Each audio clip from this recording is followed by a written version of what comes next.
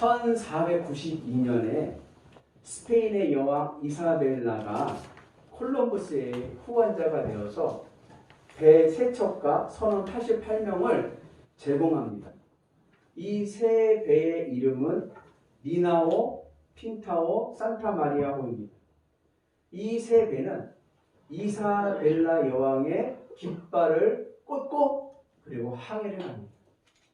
그 이사벨라 여왕의 깃발 안에는 뭐라고 쓰여 있냐면 네 플러스 울트라라는 라틴어가 써 있습니다. 우리말로 이야기하면 더 이상 앞으로 가서는 안 된다, 이런 뜻입니다.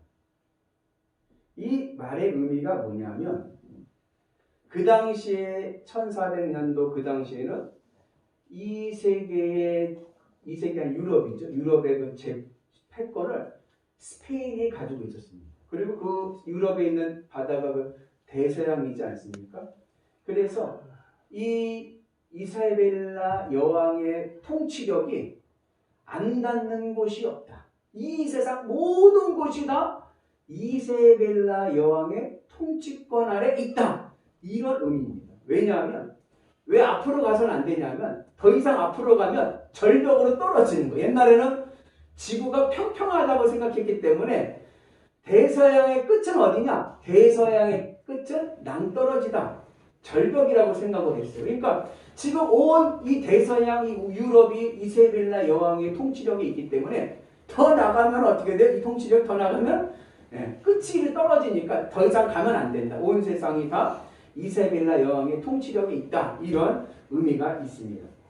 그런데 그렇게 이 깃발을 꽂고 가던 이 콜럼버스가 신대륙을 발견합니다.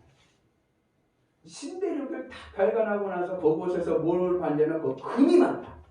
금은보화가 많은 땅. 그래서 그곳에서 엄청난 많은 금을 캐가지고 오면서 그러면서 스페인이 더 강하게 됩니다. 그러면서 그렇게 신대륙을 발견해서 많은 금은보화를 얻게 되면서 자원을 얻게 되면서 이 이사벨라의 깃발에 문구가 바뀝니다. 뭐라고 바뀌냐면 플러스 울트라, 앞으로 전진하자. 앞에 네라는 게 노라는 뜻이거든요. 그걸 떼버리고 앞으로 전진하자, 이렇게 문구를 썼습니다. 이 세상 사람들의 모토는 뭐냐? 이 세상 사람들은요, 이 세상 밖에는 없습니다. 네 플러스 울트라입니다. 다른 세상은 없어요. 이 세상 사람들이 생각하는 관념이 이 세상이 전부입니다. 이 세상에만 관심합니다. 그래서 이 세상 사람들의 인생의 목표는 뭐냐? 이 세상에서 잘 먹고 잘 사는 게 인생의 목표입니다. 이 세상이 전부입니다. 그래서 심지어 예수 믿는 성도들도 어떠한 마음으로 예수를 믿느냐 하면 오직 이 세상을 위해서, 이 세상에서 잘 먹고 잘 살고 잘 되기 위해서 예수님을 믿습니다. 그러나 예수님을 믿는다는 것은 눈에 보이는 이 세상만이 아니라 이 세상 너머에 있는 신대륙, 천국을 발견하고 그 이 세상 무엇보다도 비교할 수 없는 그 금은보화, 모든 영광과 평안과 기쁨과 행복이 있는 그 신대륙 천국을 가기 위해서 예수님을 믿는 것입니다. 오늘은 종려주일입니다. 예수님께서 예루살렘에 입성하시는 그 장면을 우리가 기념하는 날입니다. 여러분 혹시 예수님의 공생애가 몇 년인 줄 아시나요? 예수님의 공생애가 몇 년이죠? 우리가 보통 알기로는 몇 년이요? 3년으로 알고 있습니다. 그걸 또 계산을 해갖고 또 엄격히 말하면 또 3년 6개월이라고 얘기하는 분들도 있습니다. 그런데 성경에서는 예수님의 공생애가 몇 년이었다라고 말씀하지 않습니다. 성경에 어디로 봐도 예수님의 공생애가 몇 년이었다고는 나오지를 않아요. 그럼에도 불구하고 예수님의 공생애가 3년이었다라고 말하는 이유는 성경에 기록된 내용을 보면 예수님이 공생애를 시작하시면서 유월절을 4번 맞으셨기 때문에 그렇습니다. 4번 맞으셨으니까 첫 번째, 두 번째, 세 번째, 그러니까 만으로 우리 나이로 하면 횟수로 4년이고 만으로 하면 몇 년이에요? 만으로 하면 3년이 되는 거예요. 6월절을 4번 겪으셨기 때문에 공생이 하면 성경에 기록된 게. 그래서 예수님의 공생애를 3년이라고 이야기를 하는 거예요. 6월절이 어떤 것이죠? 이스라엘이 애굽에서 노예 생활하다가 하나님의 구원하심으로 출애굽해서 해방을 얻은 날을 기념하는 것이 바로 6월절입니다. 이 6월절은 유대인력으로는 정월, 아비벌 14일이에요. 근데 유대력으로 하면 우리나라 하면은 3월, 4월, 양력으로 하면 그 정도 됩니다. 그리고 이 6월절에 유대인의 모든 남자들은 예루살렘 성전에 와서 예배를 드려야만 했습니다. 그래서 요한복음을 보면 요한복음 2장을 보면 예수님께서 공생애를 시작하시고 한 6개월 정도 계셨을 때에 첫 번째 6월절을 맞습니다. 그 첫 번째 6월절에 예수님께서 무슨 일을 하셨냐면 요한복음 2장에 보면 성전에 가셔서 성전에서 장사하는 사람들을 쫓아내시는 성전 정화를 하셨습니다. 그리고 요한복음 5장을 보면 예수님의 두 번째 6월절이 나오는데 예수님은 이 6월절에 예루살렘에 오셔서 예루살렘 동쪽문에 있는 베데스다라고 하는 연못에서 38년 된 병자를 고쳐주셨습니다. 그리고 세 번째 6월절에 이 세 번째 6월절에는 예수님께서 예루살렘으로 가지 않으시고 갈릴리에서 요한복음 6장에 나오는 내용인데 갈릴리에서 오병이어의 기적을 일으키십니다. 그리고 대신에 예수님께서 언제 예루살렘을 가시냐면 초막절 때에 예수님께서 예루살렘에 가셔서 간음하다 현장에 잡힌 여인을 용서해 주십니다. 그리고 네 번째 6월절에 예수님께서 예루살렘에 오셔서 이 네 번째 6월절에 십자가에서 못 박혀 죽으셨습니다. 그래서 일반적으로 예수님의 공생의 기간을 이 네 번의 6월절과 네 번의 예루살렘 방문의 그 기록을 봐서 예수님의 공생애를 3년으로 우리가 이제 이해를 하고 있는 겁니다. 그런데 마가복음만 보면, 우리 오늘 읽은 말씀이 마가복음이잖아요. 마가복음만 읽어보면 예수님의 공생애가 몇 년으로 읽혀지냐면 1년으로 읽혀집니다. 왜냐하면 이 마가복음에서는 예수님께서 보았던, 우리가 근거를 했던 6월절이 한 번 나오고 그리고 예루살렘 방문도 딱 한 번 나오십니다. 그래서 마가복음만 보다 보면 예수님의 공생애가 1년처럼 느껴진다라고 볼 수도 있습니다. 하여튼 이제 오늘 이제 종려주일날 예수님이 예루살렘으로 오셨습니다. 이 종려주일은 예수님께서 십자가에서 못 박혀 죽으시기 위해서 예루살렘에 입성하신 것을 기념하는 날입니다. 종려주일은 어떤 의미가 있냐면 예수님께서 온 인류를 구원하시기 위해서 오신 구원의 날입니다. 그것을 기념합니다. 그러면서도 동시에 우리의 죄값을 위해서 십자가에서 죽으신 그 고난 또한 기념하는 날입니다. 그래서 이 종려주일, 예수님께서 예루살렘에 오시는 이 종려주일은 십자가의 고난과 부활의 승리를 동시에 기념하는 날이 됩니다. 비록 예수님께서 십자가의 고난을 당하시지만 그러나 이것이 끝이 아니라 그 다음에 뭐가 있어요?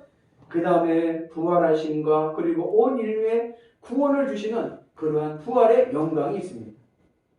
예수님께서 예루살렘에 입성하셔서 십자가에 죽으시고 부활하심을 통하여서 온 인류에게 무엇을 주셨어요? 신대요.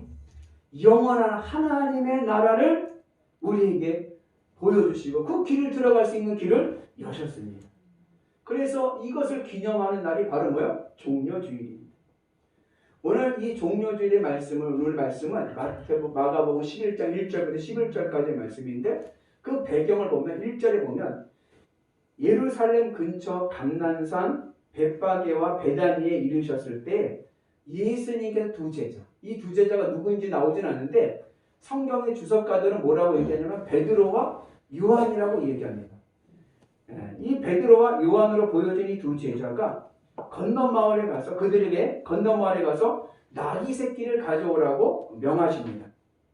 예수님께서 도착하신 이 벳바게와 베다니는 예루살렘으로부터 대략 동쪽으로 한 3km 정도 떨어진 아주 작은 마을이에요. 그러니까 예루살렘 인접한 마을이죠. 그러니까 우리 교회를 생각하면 우리 교회에서부터 아마 이 3km라고 하면은 세띠양 지나서 그 한탄강 그 입구까지 정도 되고 초성리 못 가서 정도 거리일 것 같습니다. 그 가까운 거예요. 3km니까 걸어서도 이제 얼마 안 남은 거리인데 그곳에 가셨을 때에 이제 예수님께서 두 제자를 통해서 나귀 새끼를 가져오라고 말씀하시는 것이죠.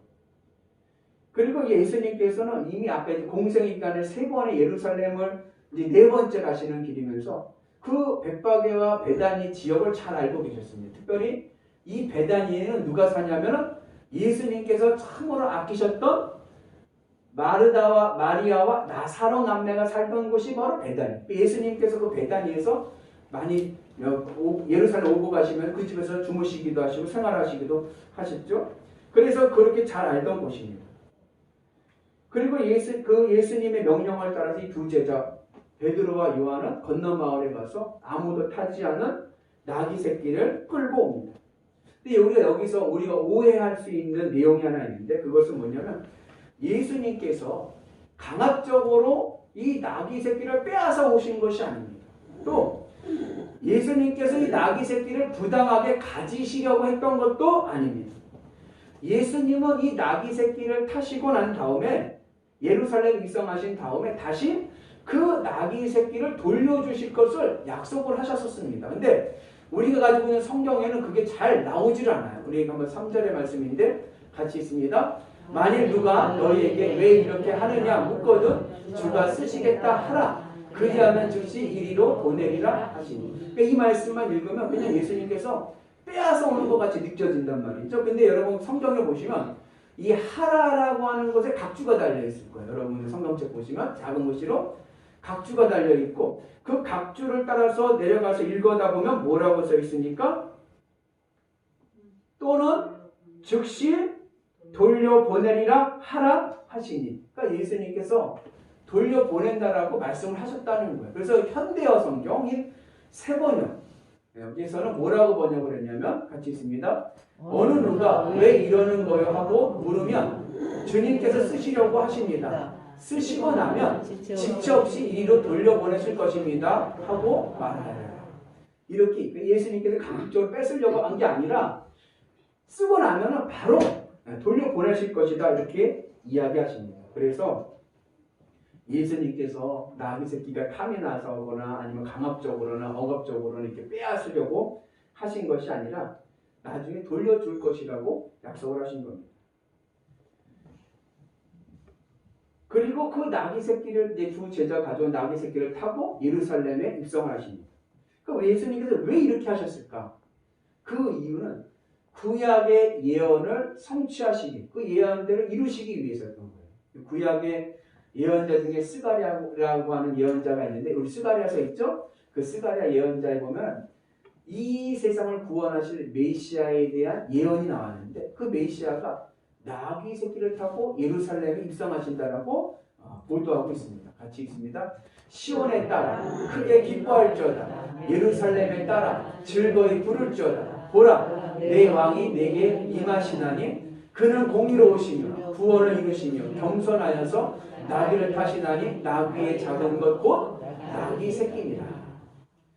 여기서 이 시온과 예루살렘은요 같은 단어예요.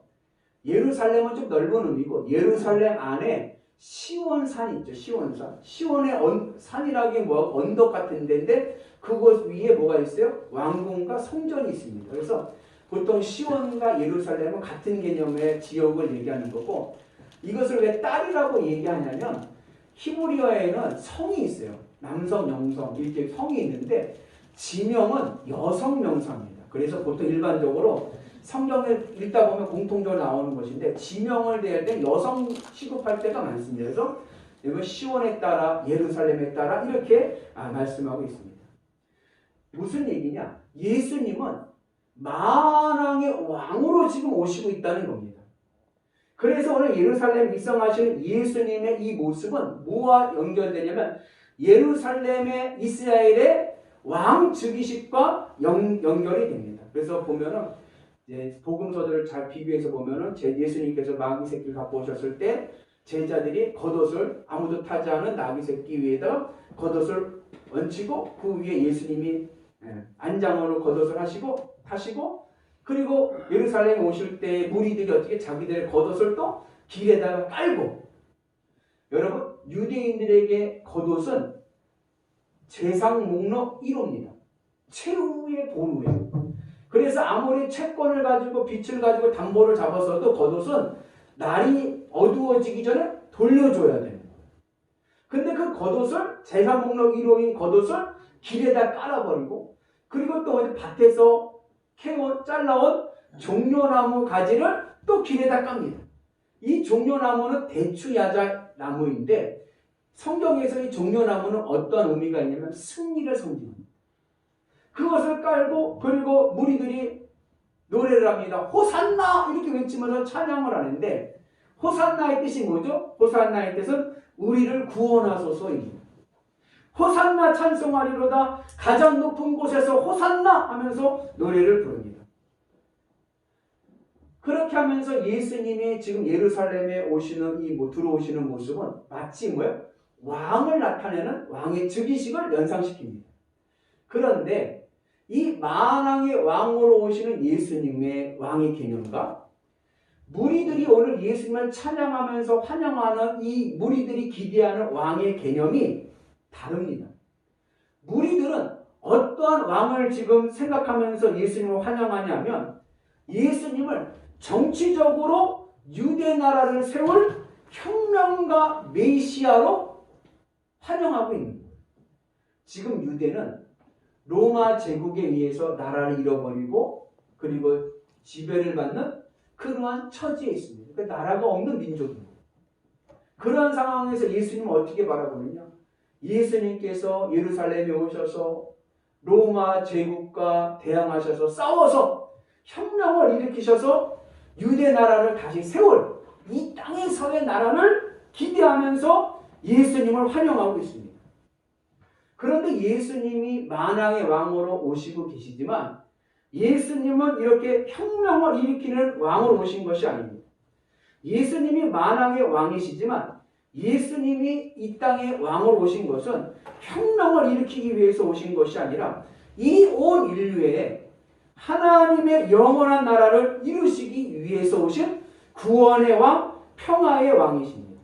그래서 오늘 예수님은 장엄하고 위험 있는 멋있는 군마가 아니라 어찌 보면 초라한 겸손한 나귀 새끼를 타고 예루살렘에 입성하고 계십니다. 예전에 교황이 우리나라에 온 적이 있어요. 우리나라에 왔을 때 교황이 무슨 차를 타고 공항에서 나갔냐면은 티코를 타고 나갔어요. 그때 매스컴에서 굉장히 떠들었어요. 교황은 역시 교황이다. 왜냐하면 보통은 지도자들은 무슨 차가 와요? 까만 좋은 차, 중형차, 세단이 와가지고 그것 타고 가는데 그 교황은 가장 작은 티코를 타고 그리고서는 우리나라를 이렇게 순회하면서 방문하는 동안 가장 작은 차를 탔거든요. 그게 그 모습과 비슷한 거죠. 근데 어느 분이 또 그러더라고요. 그렇게 탈 거면 자기가 직접 운전하고 다녀야지 기사 두고 작은 차 타는 게 뭔 의미가 있냐. 그렇게 또 비꼬는 분도 계시지만 하여튼 오늘 예수님의 이 왕의 모습은 어찌 보면 정말 초라한 왕인데 왕으로서 입성하는 모습으로는 정말 초라하고 겸손한 모습을 보여주시는 이유는 예수님이 오신 왕의 개념은 우리가 생각하는 이 땅에서 군림하는 왕이 아니라 오히려 이 세상 사람들에게 구원을 주고 그들에게 행복과 기쁨을 주는 평화의 왕으로 오신 것을 우리에게 보여주고 있습니다. 그래서 세상 왕들은 승리, 정복, 위엄을 상징하는 군마, 특별히 백마, 왕들은 백마 타고 다니죠. 멋있게 보이려고. 그러나 예수님은 그러지 아니하시고 초라해 보이는 나귀 새끼를 타고 입성하십니다. 그래서 예수님의 나라는 세상 가치로는 초라해 보이는 나귀 새끼를 타도 행복한 나라입니다. 힘없고 돈 없고 욕심이 없어도 행복한 나라입니다.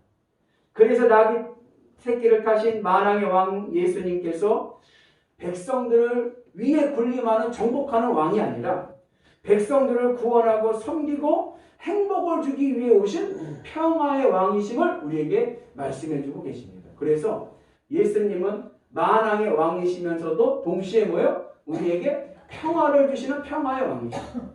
평화에는요, 두 가지 개념이 있습니다. 하나는 팍스입니다. 팍스 로마나, 로마의 평화라고 이야기하죠. 이것은 어떠한 평화냐면 힘을 얻어서 얻는 평화입니다. 권력으로 얻는 평화입니다.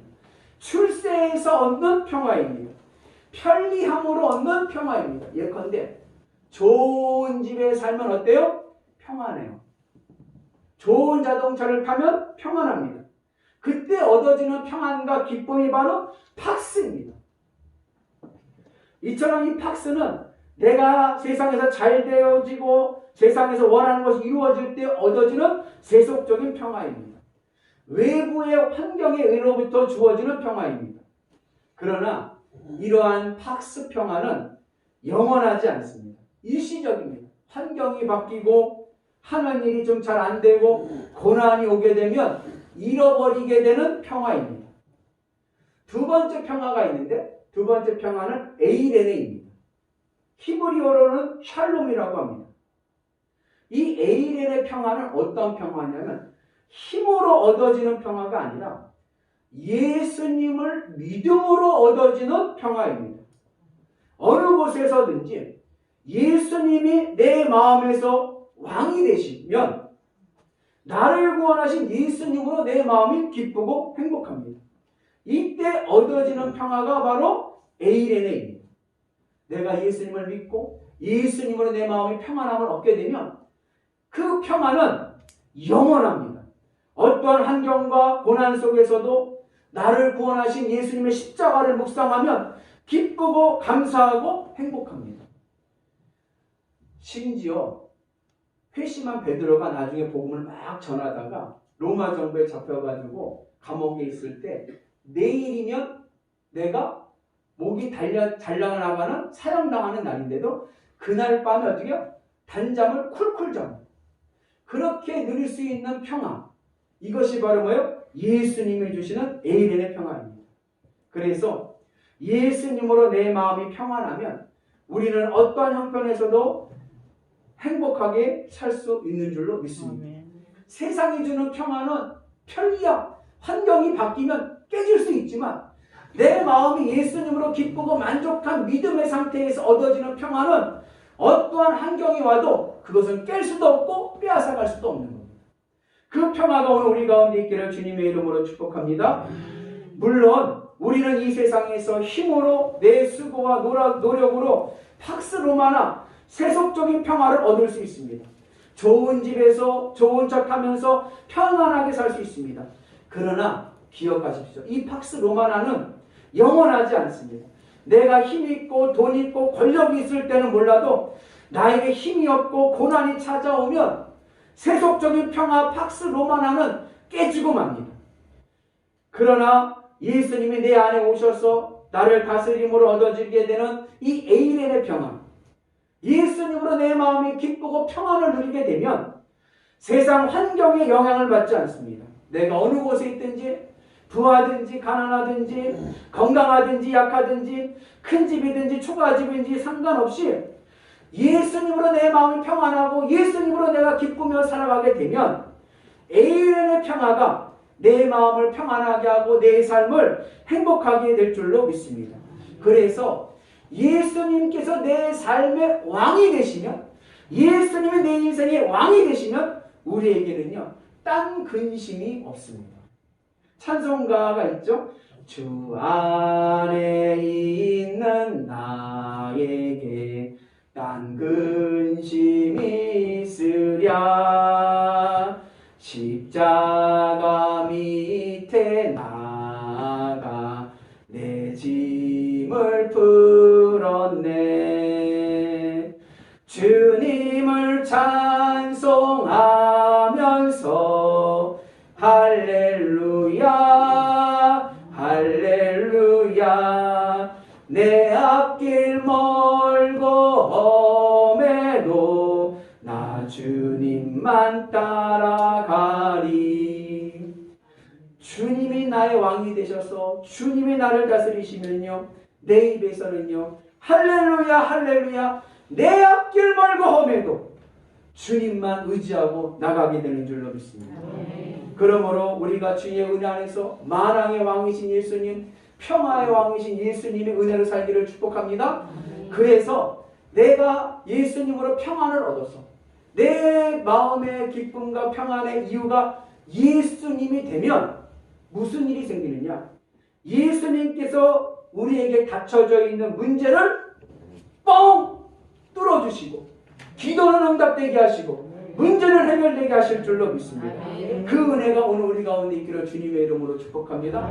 세상 사람들은 세상 것으로 평안을 얻으려고 하지만 우리는 예수님으로 평안을 얻으면 예수님이 주시는 영원한 천국의 신대륙의 평안이 우리의 삶을 지켜주고 구원하고 응답하고 해결해 주실 줄로 믿습니다. 그래서 예수님은 우리에게 평안을 주시는 만왕의 왕이시요 평화의 왕이 되십니다. 예수님께서 나를 다스려 주시고 예수님으로 기쁘고 만족하게 되면 어느 곳에 있든지 우리는 평안을 누리게 될 줄로 믿습니다. 그래서 우리는 늘 예수님만 의지하고 예수님이 나의 왕 되심을 고백할 수 있는 은혜가 있기를 축복합니다. 그리고 또 예수님께서 종려주일에 나귀 새끼를 타고 예루살렘에 오시는 이 모습 속에 우리는 또 한 가지 교훈은 뭐냐? 겸손입니다. 예수님은 평화의 왕이신 동시에 또한 겸손의 왕으로 오십니다. 예수님의 성품은 온유하고 겸손합니다. 같이 있습니다. 나는 마음이 온유하고 겸손하니 나의 멍에를 메고 내게 배우라. 그리하면 너의 마음이 힘을 얻으리니.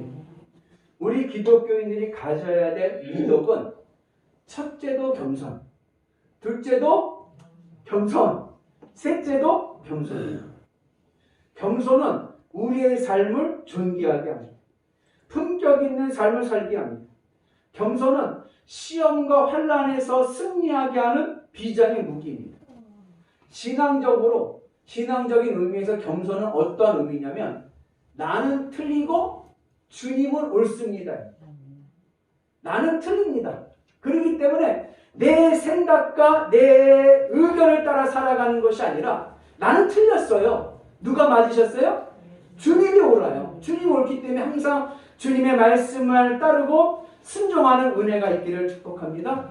이러한 삶을 살아갈 때에 우리를 공격하러 오는 사탄 마귀가 한 길로 왔다가 10길로 도망갈 줄로 믿습니다. 하나님은 겸손한 신앙인들을 보호하시고 구원하시고 축복하십니다. 그러므로 겸손한 신앙인들 되시기를 주님의 이름으로 축복합니다. 내가 맞아요? 틀려요? 나는 틀려요. 내가 옳다고 주장하는 게 아니라 나는 틀려요. 누가 옳아요? 주님이 옳아요. 주님의 말씀 붙잡고 살아가는 겸손한 성도들 되기를 축복합니다. 그리고 마지막으로 오늘 우리는 항상 길과 문으로 다녀야 됩니다. 오늘 예수님께서는 우리를 구원하시기 위해서 고난의 길이시었지만 정정당당히 예루살렘 문으로 입성하십니다. 예수님은 십자가의 고난이 두려워서 남몰래 담 넘어 들어온 것이 아니라 정정당당히 시온의 대로로 들어오십니다. 여기에 이단과 정통교회의 차이가 있습니다. 정통교회는 누구에게나 열려져 있습니다. 그러나 이단은 은밀한 자기들만 구원받았다라고 이야기합니다. 또 이단은 정정당당히 문을 열고 들어오는 것이 아니라 도둑처럼 몰래 들어와 담 넘어 들어옵니다. 자기 정체를 감추고 정통교회 안에 들어와서 교인들을 속이고 그리고 도적질해 갑니다. 그러나 정통교회는 그렇지 않습니다. 어느 누구나 오라입니다. 누구든지 예수 믿으면 다 구원받을 수 있습니다. 복음은 비밀스러운 진리가 아니라 공개된 진리입니다. 계시입니다. 예수 그리스도를 나의 구주로 영접하면 영접하는 자는 누구든지 구원을 받는 줄로 믿습니다. 오늘 우리 모두는 이 길과 문으로 들어가야 됩니다. 오직 예수님만이, 예수님께서 그래 나는 양의 문이라, 예수님만이 문이시고 길이요 진리요 생명이 되시는 줄로 믿습니다. 그래서 우리는 오직 예수님만을 따라가는 은혜가 있기를 축복합니다. 우리 같이 읽어볼까요? 예수께서 이르시되 내가 곧 길이요 진리요 생명이니 나로 말미암지 않고는 아버지께로 올 자가 없느니라. 그러므로 오늘 우리는 길 대신 예수님 안에 있어야 됩니다. 다른 곳 가면 안 됩니다. 이단처럼 몰래 담 넘으려고 해서도 안 됩니다. 우리는 길로만 가야 됩니다. 길이 아닌 곳은 절대로 가지 마십시오. 오직 예수님만이 길이요 진리요 생명이 되십니다. 내 영혼을, 내 인생을 구원하실 이는 오직 예수님밖에 없습니다. 할렐루야. 예수님만을 바라보고 나가는 은혜가 있기를 주님의 이름으로 축복합니다. 세상살이도 마찬가지입니다. 세상에서 성공하기 위해서 감추고 속이면 잘 될 것 같지만, 그러나 감추고 속이면 결국 실패하고 맙니다. 불법은 결코 정의를 이길 수 없습니다. 우리는 길이 아닌 담을 뛰어넘으려고 해서는 안 됩니다. 은밀하게 편법을 사용하려고 해서도 안 됩니다. 술 접대, 성 접대, 뇌물 쓰면 일이 잘 될 것 같습니까? 그러나 그렇지 않습니다. 반드시 그 대가의 심판이 있습니다. 뒤끝이 안 좋습니다. 그러므로 오늘 우리는 길이 아닌 곳에 가지 말아야 됩니다. 우리에게는 예수님이 계십니다. 여러분, 사업하시는 분들 술 접대 안 해도요, 뇌물 쓰지 않아도요, 예수님으로 내 마음이 기쁘고 행복하고 평안을 누리면 부활 승천하신 예수님께서 응답하시고 해결해 주시고 축복해 주실 줄로 믿습니다. 이것을 믿고 나가는 게 믿음입니다. 사랑하는 우리 성도 여러분, 우리의 인생을 새롭게 하고 참된 평화를 주시는 분은 오직 예수 그리스도뿐입니다. 인생의 많은 문제들, 우울증, 스트레스에서 우리에게 평안과 행복을 주실 분은 오직 예수님뿐입니다. 평화의 왕, 겸손의 왕, 예수님께서 나의 왕이 되셔서 나를 다스려 주시면 우리의 인생은 평안하고 기쁘고 형통할 줄로 믿습니다. 행복한 인생 될 줄로 믿습니다. 그러므로 오늘 우리는 평화의 왕 되신 예수님께 호산나 찬송하리로다. 가장 높은 곳에서 호산나 찬송과 영광을 돌려야 될 줄로 믿습니다. 주 예수를 믿으라. 그리하면 너와 네 집이 구원을 받으리라. 할렐루야. 오늘 예수님께서 나귀를 타고 예루살렘에 입성하십니다. 이 모습은 예수님은 만왕의 왕이시고 평화의 왕이시고 겸손의 왕이 되심을 공개적으로 천명하는 것입니다. 그리고 예수님이 이루실 나라는 이 땅의 나라가 아니라 신대륙 하나님의 나라 천국입니다. 우리가 그 천국에 입성하는 은혜가 있기를 축복합니다. 어떻게 우리가 이 신대륙 영원한 하나님의 나라에 입성합니까? 주님의 십자가를 붙잡아야 됩니다. 주님의 십자가의 길을 가야 됩니다. 그래서 세상 것 좋아하던 것, 내 마음을 주님의 십자가에 못 박고 이제 내 마음이 누구를 바라봐요? 예수님을 바라봐서 예수님으로 내 마음이 평안하고 예수님으로 기쁘고 만족하게 되면 내 삶에 신대륙 천국이 임하게 되는 것입니다. 그래서 우리가 몸은 여기 있지만 내 마음이 하늘 천국 신대륙을 바라보고 나갈 때 하늘 천국이 내 삶 속에 임하게 돼서 우리의 삶이 어떻게 돼요? 하늘 천국의 삶으로 변하게 될 줄로 믿습니다. 그래서 예수님께서 요한복음에 이런 말씀하셨죠. 무릇 살아서 나를 믿는 자는 영원히 죽지 않는다라고 말씀하셨어요. 살아서 믿는 자가 영원히 죽지 않는다라고 하는 말씀의 의미는 우리가 이 세상에서 내가 살면서 예수님을 믿고 내 마음이 예수님으로 기쁘고 만족하고 예수님으로 내 마음의 평안을 누리게 되면 예수님이 이루신 신대륙 하늘천국이 내 삶에 임하게 돼서 내 몸은 여기 있지만 내 삶이 어떻게 돼요? 천국의 은혜로 살아가게 됩니다. 그래서 육신이 살아있는 동안에도 천국의 은혜로 천국의 삶을 살고 육신이 죽은 다음은 어떻게 돼요? 내 영혼이 하늘 천국에 들어가서 천국의 은혜로 천국의 삶을 살게 되니까 육신의 죽음과는 상관없이 내 삶이 뭐가 돼요? 하늘 천국의 삶이 되니까 살아서 믿는 자는 영원히 산다는 말씀은 우리의 삶이 영원히 천국의 삶을 살 수 있다는 말씀입니다. 바라기는 오늘 우리의 삶이요 이러한 천국의 은혜가 있기를 축복합니다. 그래서 내가 예수님을 믿고 신대로 하늘 천국이 내 삶에 임하게 돼서 주님이 주시는 평안함을 누리며 살게 되면 우리는 영원히 평안한 삶을 살아갈 수 있는 은혜가 있는 줄로 믿습니다. 항상 기쁘고 쉬지 말고 기도하고 범사에 감사한 삶을 살게 될 줄로 믿습니다. 세상 나라의 특징은 경쟁과 다툼과 원수입니다. 그러나 예수님의 나라는 기쁨과 사랑과 감사입니다. 바라기는 만왕의 왕, 평화의 왕, 겸손의 왕 되시는 예수님을 믿음으로 신대륙 영원한 하나님의 나라 천국을 향해 가는 믿음의 콜럼버스들이 되시기를 주님의 이름으로 축복합니다. 내가 예수님으로 평안을 찾으면 내가 예수님 때문에 내 마음이 감사하고 평안하게 되면 우리는 이 땅에서 하늘 천국의 신대륙을 경험하는 위대한 하나님의 나라 사람들이 될 줄로 믿습니다. 그 천국의 은혜로 기도가 응답되고 문제가 해결되고 하늘의 축복을 받는 위대한 성도들 되시기를 주님의 이름으로 축복합니다. 기도하겠습니다.